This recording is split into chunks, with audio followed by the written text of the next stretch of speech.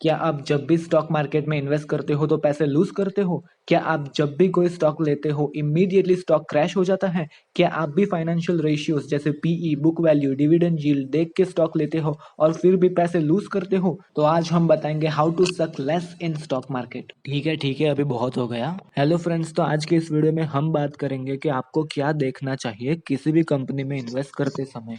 और हाँ, मैं बोल रहा हूँ कंपनी में, ना कि स्टॉक में। क्योंकि सबसे बड़ी भूल लोगों की होती है उनकी मेंटालिटी कि वो एक स्टॉक बाय कर रहे हैं और उसके बाद सारी कैलकुलेशन करते हैं जैसे कि earnings per share, price to earnings ratio etcetera.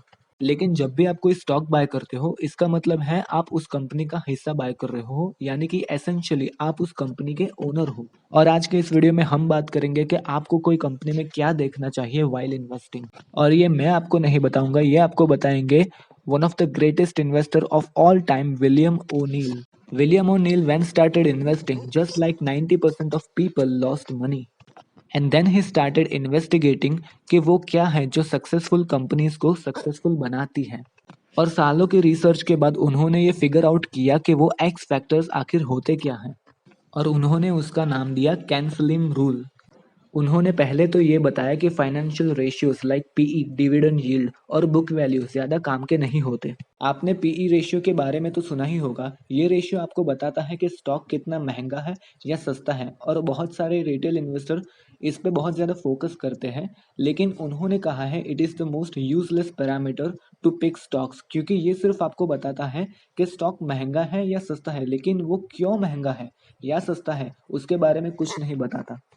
उन्होंने रिसर्च की best performing stocks in America. उन्होंने देखा कि ज़्यादातर स्टॉक पहले भी महंगे थे और आज भी महंगे हैं और फ्यूचर में भी महंगे ही रहेंगे, because quality comes at a cost. So what were the seven characters in rule of Casaline? Here C means current earnings, A means annual earnings, N means new factor, L means leaders versus laggers, I means institutional ownership, M means market direction. He found these seven characters the most important ones. So let's start with each and every one of them.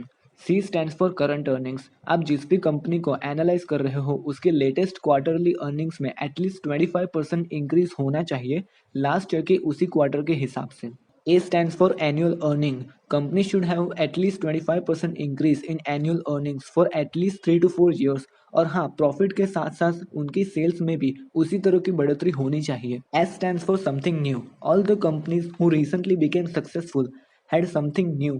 New product, new innovation, new management, new CEO or new strategy. S stands for supply and demand. Price is a function of demand and supply. Price will not go up until demand is higher than the supply.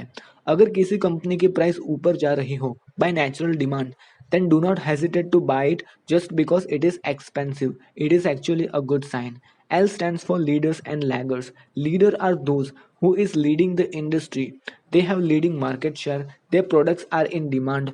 और वो एक ऐसे sector से belong करते हैं जिसका growth दूसरे sector के कंपेयर टू ज़्यादा तेज़ी से हो रहा है। I stands for institutional ownership.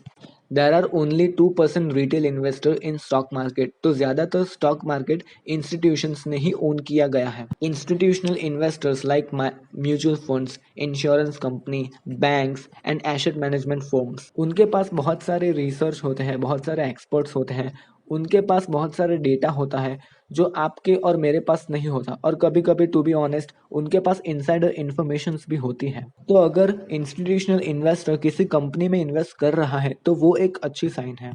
Last but not least is M, and M stands for market direction. Here is the fact, 3 out of 4 stocks follows the market direction. If market is going up, then अगर बाजू वाले राजू काका भी stock pick करेंगे तो वो भी ऊपर जाएगा। But if market is going down, then even Warren Buffett can't do anything about it. Warren Buffett has lost money every time US stock market gone down. You cannot fight with market. During these times, pick stocks very carefully. Use indices like Nifty and Sensex to see market direction. So these were 7 rules of investing by one of the greatest investor of all time. Okay friends, अगर आपको ये video अच्छा लगा हो तो please like करना, और अगर आपको ये वीडियो इन्फॉर्मेटिव लगा हो तो प्लीज़ सब्सक्राइब करना। इसी तरह का कंटेंट हम फ्यूचर में भी लाते रहेंगे। Take care and bye.